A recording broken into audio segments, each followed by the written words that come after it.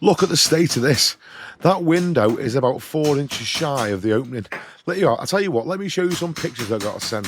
The last plasterer just bodged around the window, stuffing it full of plasterboard and gypsum-based plaster. And there, we've got a gypsum-based backcoat plaster, which is a big no-no when you've got a solid 9-inch wall, no cavity. Now, granted, those bricks out there, they're engineering bricks. They're basically waterproof, but the mortar between them isn't. So before I start putting any of my stuff on, I want to take all this off, because if this ever gets damp in the future, I don't want it to come back on me and say, oh, well, you were the last guy to do it, you know. So we take all this gypsum-based back coat off, and then before we go on top of this, we're going to make this waterproof. Solid walls with no cavity, there's two ways of dealing with them. Make them waterproof or make them breathable. Waterproof is going to be faster for this situation. This is tile backer board, also known as Marmox board or Jacker board. Waterproof and weatherproof, interior and exterior use. So this won't let any moisture pass through it. Now you may be wondering, why have I chose to do it this way? Why didn't I do it with sand and cement with waterproofer? Why didn't I use breathable lime? Why didn't I use a membrane first? And the answer is because if I built this up in wet plaster, I'd have to make about 6 visits. And ultimately, it's just going to cost too much for the customer for me to be back and forth to their house 6 times. So this way, it's going to be the least amount of visits for the best job. What you can see here, any little gaps that are going to lead to the bricks, I'm filling with foam. The main problem with any building with no cavity is that when it rains outside, moisture can pass from the outside skin of brick to the internal. Now, to build the arch down and the reveals, I'm going to use an insulated plasterboard. I'm not so much worried about cold spots because the wall's solid and it's rendered with sand and cement and then finishing plaster. The reason I'm using the insulated plasterboard is because it's quite light and I can build down a lot of thickness without it weighing too much and dropping off.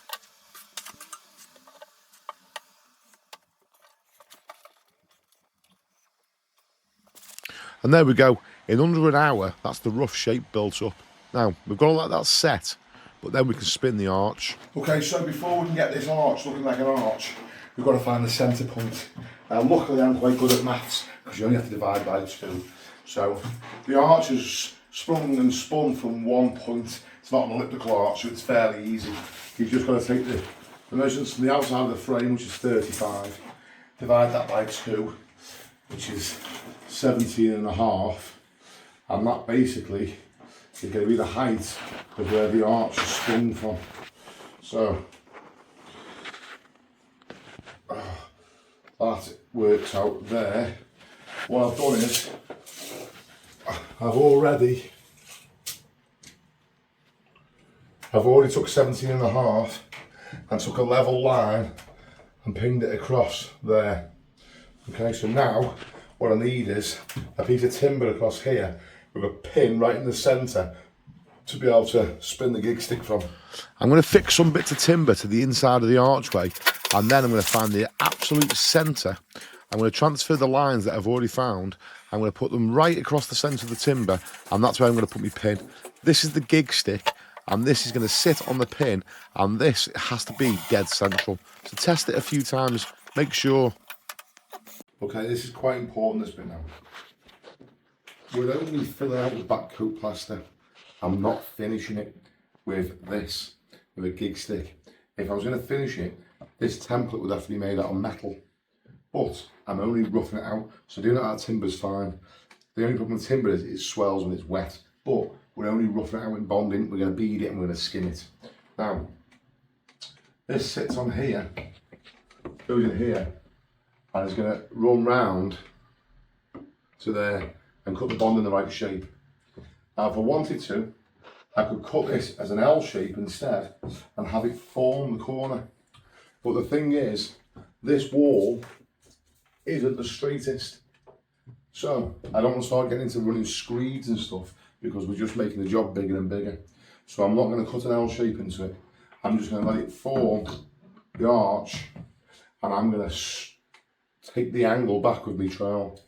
Now another thing to take into consideration, you don't want this twisting and wobbling, especially if you're using it to finish. So what you'd usually do is have another batten running across here with little braces that keeps it flat on the wall. But as we've already mentioned, the wall isn't straight.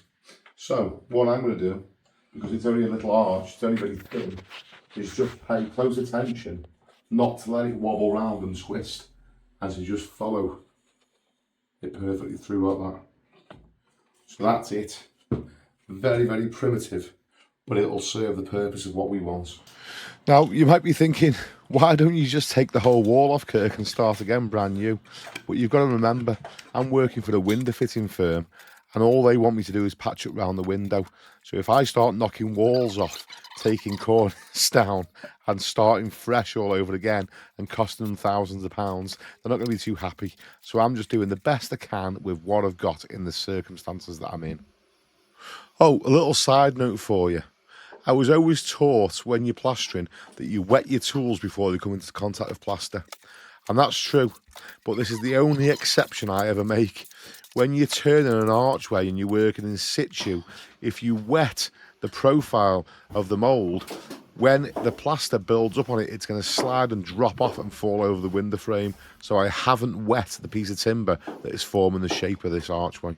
And that's basically it. It took me about 2 or 3 coats to build down to the shape of the archway to get it just how it needs to be.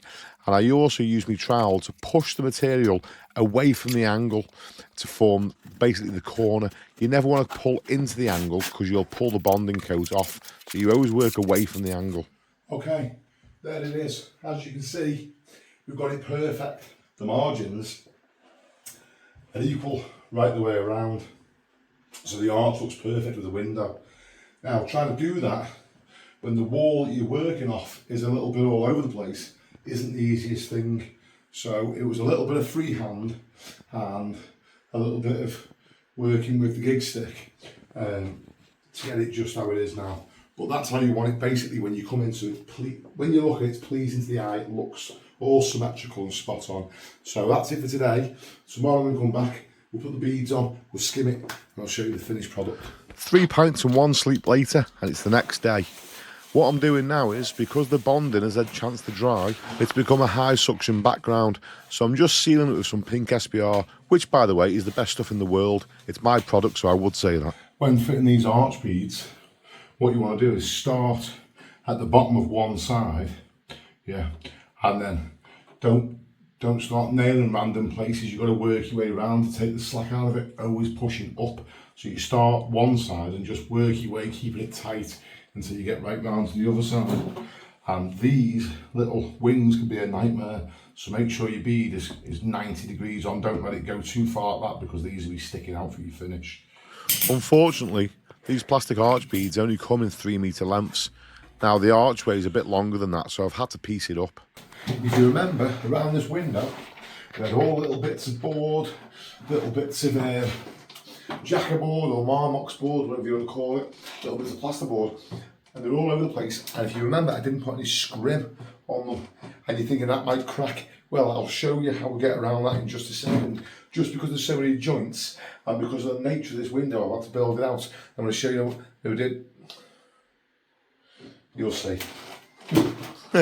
As I'm getting older, that's happening more and more. I just lose my train of thought sometimes.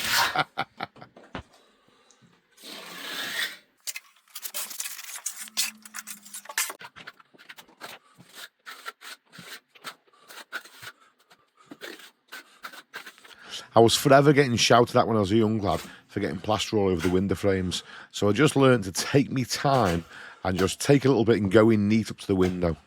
There is going to be a windowsill board put on here, a little one, but I don't know when, so I'm going to skim it smooth now and then they can just fit it on the top.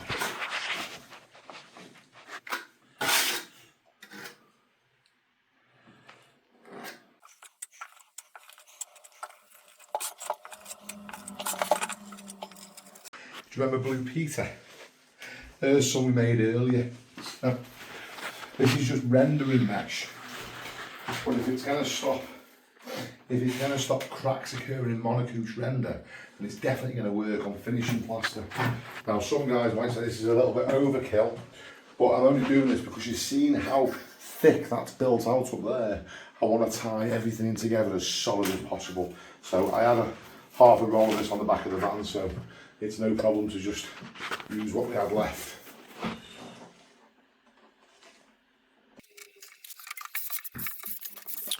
The rest of the wall had been done in sand and cement at some point, and there was a few hairline cracks in the finish, so I just did the whole wall with a rendering mesh just to make sure no cracks come back through in the future. I can leave an impression in the plaster, but it's not sticking to my fingers. Ready for the second coat.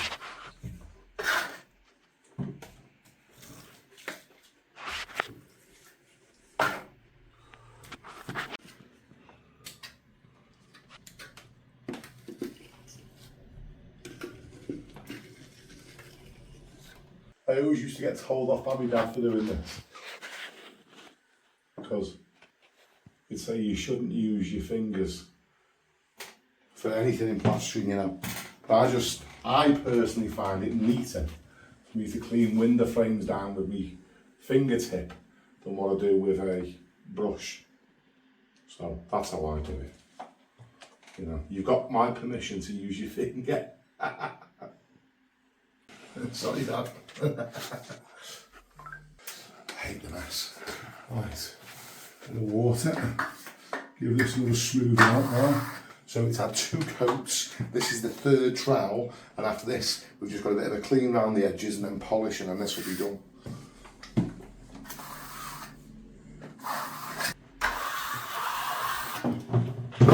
That's it. Bit polished. And it's finished. Now, I am aware that this looks like I've filmed this on a potato. The camera quality is absolutely shocking. Something happened, but I've had the camera replaced now, so I do apologise, and I promise the next video will be better. Oh, and I almost forgot. In every video I ask a question, and the first person to answer it wins a prize. Tell me, where are you watching me from? Oh, and one last thing. If you're watching me on YouTube, I'm nearly at 100,000 subscribers. I really want to get there. Hit that subscribe button. It doesn't cost a penny, but it helps me.